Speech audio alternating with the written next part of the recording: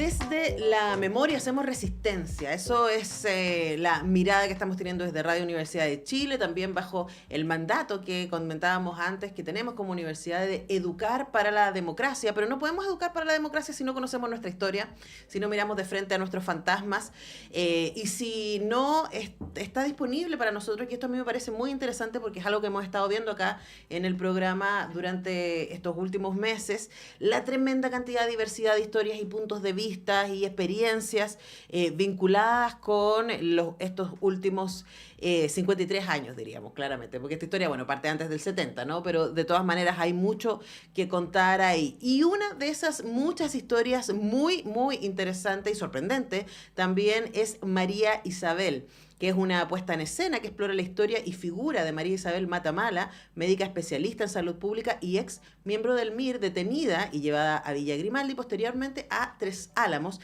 Y lo interesante es que ahí en Tres Álamos ella se va a encontrar con un centenar de mujeres miristas y por primera vez ellas van a saber que son tantas y empiezan a intercambiar experiencias respecto a quiénes son, de dónde vienen, cómo llegaron a involucrarse en el partido, cómo llegaron a militar y sobre todo, y esto es muy interesante, desde una perspectiva de género también, cómo se siente ser mujer y ser mirista, si han vivido experiencias de acoso o de discriminación por ser mujeres, esto en el contexto de que ya están recluidas. De eso y más va esta obra, María Isabel, que está en la cartelera del Centro Cultural Gabriela Mistral hasta el 22 de septiembre y estamos con su directora, Ana Luz Ormazábal. ¿Cómo estás, Ana Luz? Muy bien y muy contenta de estar acá contigo. Gracias. Bueno, yo te doy la bienvenida y muy contenta también de hablar de esta obra. Yo le contaba a Ana Luz que yo la fui a ver el domingo. Además, me encanta ir al teatro el domingo. Creo que es el mejor día para ir al teatro. Sí, Uno ya está como más tranquilo, ¿cierto? Las obras además son una obra amable, buen panorama. La obra tiene funciones los domingos, aprovecho de pasarles el dato. Está con funciones miércoles, jueves, viernes y sábado la próxima semana. Claro. Este fin de semana hay funciones hoy. Viernes, sábado y domingo, y después el 21 y el 22. Así que pueden ir a can.cl para también conseguir sus entradas. Y yo le contaba a Ana Luz que a mí la obra de verdad me gustó mucho porque es una mezcla entre el trabajo testimonial que recogen de la protagonista, María Isabel Matamala, pero además hay muchos juegos escénicos que hacen que esta obra resulte muy fresca, muy juguetona, uno diría en cierto sentido, ¿no? Los personajes hacen varios personajes al mismo tiempo, se saltan, hay un varón que hace personajes femeninos, hay mujeres que hacen personajes masculinos, hay un montón de juegos, saltos en el tiempo y otras cosas, pero que ayudan a, de alguna manera, mantener el interés por el relato sin perder la conmoción que puede producir ese relato. Entonces, lo primero que ya me contabas, pero ahora que le cuentes a la audiencia, respecto a cómo llegaron a María Isabel Matamala y esta historia que absolutamente, o para la mayoría de nosotros desconocían, ¿no? Tremenda historia. Sí, no. Bueno, junto a Camila González, que con ella configuramos más o menos de lo que se iba a tratar la obra, nos invitan a hacer esta obra, me invitan a dirigir una obra sobre los 50 años del golpe. Y ella conocía a la María Isabel Matamala, porque su tía Lucrecia estuvo también presa. Y me dice, bueno, conversemos con la María Isabel a ver si sale algo sobre feminismo, porque yo estaba pensando en una idea que era como que quisiéramos algo feminista sobre los 50 años y pensáramos en mujeres haciendo de hombres de alguna manera. Como había algo ahí.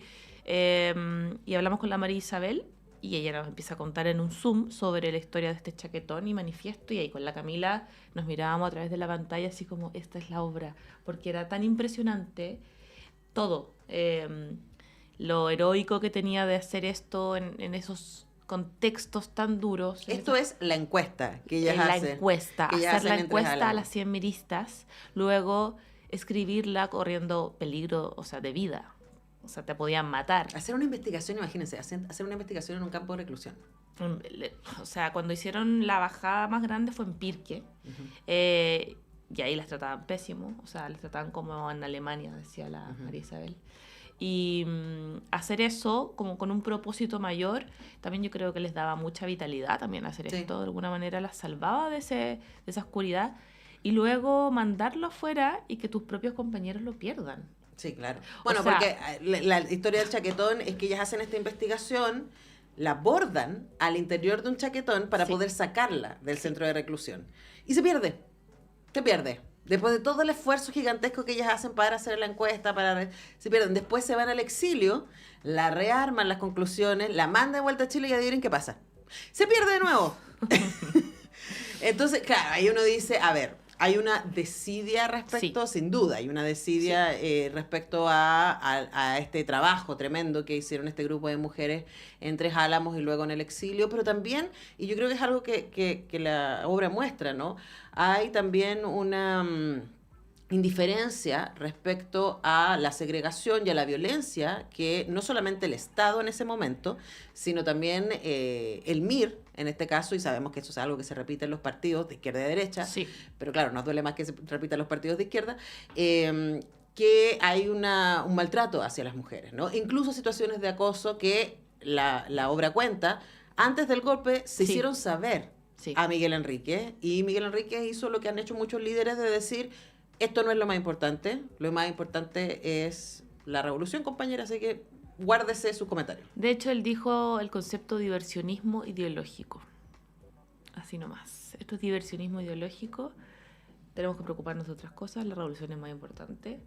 Y eso habla de yo creo que eso da cuenta de un proyecto que igual va a fallar porque no está mirando a las compañeras como iguales. Entonces, este hombre nuevo del que se hablaba era solamente un hombre. No había mujer por ningún lado. Bueno, y que eso de hecho lo vimos, o sea, pasó en la Revolución Francesa, pasó en Rusia en 1910, o sea, hay muchos testimonios de grandes mujeres que empezaron a escribir respecto, o sea, inmediatamente pienso en las mujeres que escribieron paralelamente en la Revolución Francesa, bueno, la Mary Wollstonecraft, ¿cierto? Y la de Gay, es el apellido, no me acuerdo el nombre, ya me acordaré, que, claro, terminaron, bueno, en el caso de la francesa, terminó muerta por tratar de decir, bueno, pero aquí la revolución es para todos y todas. No, es para todos y las mujeres, igual que la revolución rusa, las mujeres, compañeros, tienen que estar en la casa teniendo hijos y cuidando a los compañeros porque ese es su rol histórico. Sí, totalmente. De hecho, investigamos un texto sobre la Tamara Vidaurrázaga, que escribió sobre el feminismo en el MIR, y ella habla de un concepto muy interesante que se llama espejismo de la igualdad, que es un espejismo. Parece que somos iguales, pero la verdad es que no. Y en ese espejismo vivían muchas miristas, y luego venía mucha desilusión al saber, igual encontrarse estas mujeres y entender que estas eran prácticas que se repetían también. O sea, en el fondo, cuando hay una práctica repetida en el tiempo, ya sabemos que genera realidad y que en el fondo hay un entramado más complejo de derribar. Hay una cultura. Hay una cultura, exacto. Pero ahora, lo importante de la encuesta, del estudio que hace, que es súper loco, insisto, la imagen, ¿no?, de este grupo de mujeres que están encarceladas por la dictadura, por ser miristas, y que al interior de ese encarcelamiento, en las condiciones del terror en que están literalmente, son capaces de generar esta encuesta, que es, además ustedes presentan la encuesta en la obra, ¿cierto?, las preguntas que se hacían, es súper seria, súper específica, súper metodológica, y claro, independiente de cómo haya reaccionado los partidos, ¿cierto? Yo creo que para ellas tiene que haber sido también, como suele ser, ¿cierto? Para las víctimas decir, chuta, no me pasó solamente a mí, no lo aluciné. Claro, y también que las conclusiones que sacamos de esto, eso es lo triste de perder este documento, porque habían conclusiones, no solo respuestas. No solamente estaba llena de datos, sino que había una reflexión que se pierde. Entonces, y ahora con la María Isabel, nosotros nunca, o sea, yo le preguntaba sobre esa respuesta y ella no se acuerda tanto, porque ya tiene 80 y tanto. Claro. ¿Cachai? Entonces uno dice, bueno, ¿qué podemos hacer? Ya han pasado 45 años de esto también. Lo que uno puede hacer es poner las preguntas. Para mí y para el equipo pensábamos, bueno, poner las preguntas y que el público responda a medida que las lee, quizás es el gesto más grande, es como hacer de nuevo la encuesta. Porque no podemos obligar a una persona de 80 años que se acuerde de la respuesta, y las respuestas ya las sabemos también. Sí, y además es triste que uno intuye que habiendo pasado todo lo que ha pasado, toda esta agua, ¿cierto?, que ha pasado bajo el puente, esto todavía siga en un lugar más o menos parecido, y que independiente de que ciertos partidos o ciertos líderes se piensen a sí mismos feministas, bueno, veamos cómo es el actuar, cómo es el habitar, ¿no? Sí. Bueno, conversamos con Ana Luz Ormazábal, directora de la obra María Isabel, que está en la cartelera de El GAM y que habla de esto, pero esto es el final de la obra, lo que les estamos contando.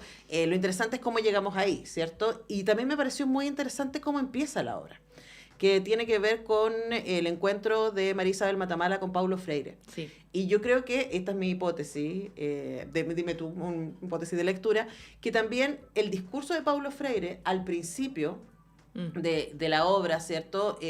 Lo que hace también es como poner el estándar. De decir, esta es la sociedad que queremos construir. Sí. Una sociedad de real equidad y en donde la ignorancia sea una cosa relativa, pero en donde el otro, aunque sea analfabeto, tiene cosas que enseñarte. Sí. De ahí parte la obra. Sí. Cuéntanos, ¿por qué escogen partir ahí y cuáles sienten ustedes que es el diálogo? Que esa como bajada o marco teórico, si quieren, tiene a lo largo de la obra. Sí, es muy interesante porque, bueno, la María Isabel Matamala nos entregó su testimonio durante 5 días, donde ella no paró de hablar y nosotros recibimos y escuchamos con mucha atención. Entonces había una cantidad de información impresionante que tuvimos que seleccionar. Paulo Freire fue esas cosas que nos llamó profundamente la atención porque él venía escapando de la dictadura en Brasil, estaba acá clandestinamente haciendo clases y esto parte antes de la UP, de hecho. Entonces ahí se siembra, ella habla que ahí se siembra algo muy importante que la marca mucho a ella y a sus compañeras y compañeros que iban a estas clases clandestinas porque estaban aprendiendo de educación popular. Entonces, al revisar los textos de Paulo Freire nos damos cuenta que ahí hay un norte, de alguna manera, que es bonito revisar de nuevo. Creemos que merece el espacio de estar de nuevo visitándose y hay gente que le puede parecer una escena un poco majadera, un poco utópica, pero ¿por qué no? Pero además, esa era la conversación que se estaba teniendo. Sí, entonces hay una cosa como que nosotros decimos que ese es un acto de fe en un momento, es como medio iglesia, como también, como que tiene una cosa media, como que viene este hombre a predicar esto que nos hace sentido también y que también tenía que ver con cómo se relacionaban con los conocimientos que hoy día estamos en una educación de mercado totalmente distinta, como que nos habla de nuestro sistema educativo hoy día, creo que nos espejea fuertemente. Entonces para nosotros fue muy fundante pensar en que partiera la obra así, como un proyecto. Como con un norte de obra, con un norte que nos gustaría tener de nuevo y con lo que la conversación que sucedía en esa época, que también cuando habla, está este hombre que dice, bueno, que es el personaje de Esteban Cerda, que todo el tiempo es el marxista de la conversación. Claro, y trata de trosquear todo todo el discurso. Y también eso nos parecía súper interesante de poner. Pero es el rey del mansplaining en algún Por supuesto. porque es como, porque bueno, el personaje de Paulo Freire está interpretado por una actriz. Sí. Y en algún momento le dice, ya, pero si yo ya me leí todo, no necesito que me lo explique. Le estoy diciendo otra cosa, ¿no? Y creo que es muy interesante respecto a todo lo que va a pasar después de la obra, que tiene una cosa tiene que ver con el discurso y otra cosa tiene que ver con los valores y las prácticas. Totalmente. Y lo que dice Paulo Freire es muy difícil de aplicar, como le pregunta María Isabel. Decir, cómo no se hace sin dominar a alguien, cómo se educa sin dominar. Usted no tiene que obligar, usted invita, le dice. Y uno dice, bueno, es difícil, cuando hay hambre es difícil, cuando no hay paciencia, o sea, millones de cosas. O sea, hoy día mismo, ¿cómo nos sentamos con alguien que, por ejemplo, es un negacionista? Totalmente. Sin anular esa mirada. ¿Cómo encontramos los puntos de encuentro ahí? Sí, pues bueno, el diálogo, y yo entiendo que hay gente que a veces no quiere dialogar, yo lo comprendo, yo también he estado en esa situación, creo que hoy día en el incendio que se nos avecina hay que buscar otras estrategias, no sé cuáles son, pero sí creo que hay que empezar a hablar con hasta los peores enemigos, o sea, no sé, pienso que hay que empezar a hablar, estamos a puertas de algo muy malo. Sí, y no solamente en Chile, es algo que estamos viendo en todas partes, pero ¿sabes qué? Yo, por supuesto, le he dado 4.000 vueltas a eso y como mi trabajo tiene que ver con poder preguntarle a gente que sabe más que yo respecto a estas cosas. Una cosa que aparece una y otra vez tiene que ver también con el encuentro con la otredad. Sí. Con el validar la otredad, que yo creo que eso es algo que cruza la obra que ustedes están proponiendo, porque parte con Paulo Freire diciendo el otro es un igual, distinto, pero es un igual. Entonces, no puedes dominarlo, lo tienes que invitar, porque él tiene también un valor y cosas que enseñarte, etcétera. Tú vienes con algo que ofrecer, pero el otro también tiene cosas que son valiosas, ¿no? Sí. Y lo que vemos después de la persecución política tiene que ver con eso, ¿no? Hay un espacio en la obra que se detiene en las torturas, ¿cierto? Y en los vejámenes a los que la dictadura sometió a estas personas y en este caso en particular a estas mujeres. Y ahí vemos también la idea del otro como un no igual. Sí. Que es muy, muy fuerte. Sí. Para terminar, ¿cierto? En esta encuesta, hacia dónde van y que busca también de alguna manera decir, miren, estos son los datos duros respecto a por qué no nos sentimos iguales. Sí. Entonces está esa idea sobre la otredad cruzando toda la obra. Sí, sí. Y esa otredad no es solamente el alien, quien no conozco y no tiene pasado, que hay un concepto muy lindo de otredad que es el alien, que es como esta persona que no sé quién es, no sé de dónde viene. La otredad también es el monstruo o también es mi enemigo. O sea, y el enemigo para ambos lados. Creo que estas mujeres, bueno, las mujeres del MIR fueron sumamente maltratadas. O sea, como que con las mujeres del MIR fueron con las que más enseñaron estas bestias. Estas bestias. Y la María Isabel, cuando nos daba su relato y nos hablaba de toda esta situación, ella en el fondo había sido una reflexión muy fuerte del patriarcado de las mujeres del MIR, de cómo ella hoy día se mira con distancia y dice, yo en ese momento no era decolonial, no entendía la interseccionalidad, éramos muy duras con la gente que sapeaba, con las mujeres que cantaban. Yo que se quebraban. Con la gente que se quebraba. Ahora con distancia me miro y me doy cuenta que mi práctica feminista no ha terminado. Y yo creo que mirarse también desde la propia otredad, desde ese propio pedazo de patriarcado que tenemos las mujeres también, en cierta época, en cierto contexto, creo que es súper importante. La María Isabel a mí me cambió la vida, porque es una mina que se sigue deconstruyendo, a pesar de que podría ella plantearse como una heroína y decir, oye, yo lo que hice me merezco un monumento, y ella sigue en su práctica de deconstrucción. Bueno, eso es lo heroico. Eso es. Esa es la verdadera... Claro, lo heroico es decir, no hemos llegado, hemos hecho estas cosas, pero estamos en esto. Ahora, para cerrar la entrevista, pero también la obra cierra con un homenaje a Mujeres por la Vida. Sí. Que me parece que todos los homenajes a Mujeres por la Vida son necesarios y hay que marcarlos porque fueron la primera organización de mujeres, además, absolutamente de lugares distintos en términos políticos, ideológicos, militantes, en que empezaron a juntarse y a decir tenemos que empezar a denunciar la violencia de Estado, ¿no? Y fueron de las primeras que empezaron a salir a la calle en plena dictadura.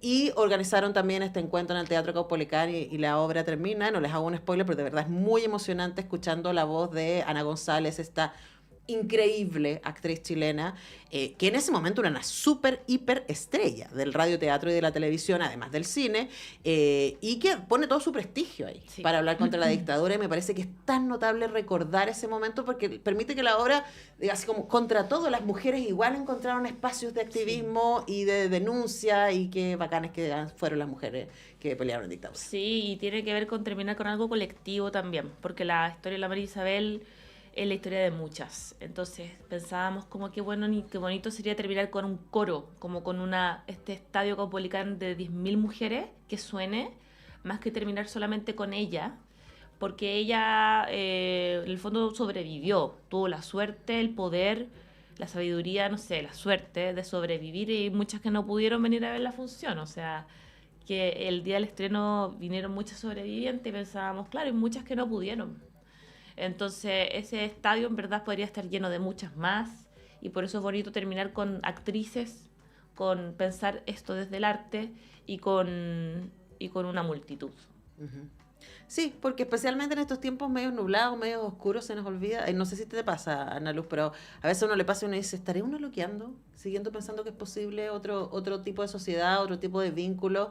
Y cuando nos encontramos que hay otra gente que sigue pensando en la memoria, que sigue resistiendo desde la creación, o más bien más que resistencia, haciéndose un salto, ¿cierto?, a la oposición, y diciendo igual vamos a hacer cosas. Sí. Siempre es muy emocionante y muy inspirador. Por eso yo les recomiendo mucho que vayan a darse una vuelta al GAM, a ver María Isabel. Tiene funciones hoy, viernes, sábado y domingo, y la próxima semana el miércoles, el jueves, el viernes y el sábado, y luego quedan 2 funciones, el jueves 21 y el viernes 22. Si quieren tener todos los datos, gam.cl. En gam.cl también pueden comprar sus entradas, y hemos conversado con Ana Luz Ormazábal, directora de María Isabel. Muchas gracias por venir. Muchas gracias por todo. Nosotros cerramos el programa de hoy día y volvemos mañana a las 10 con un nuevo semáforo.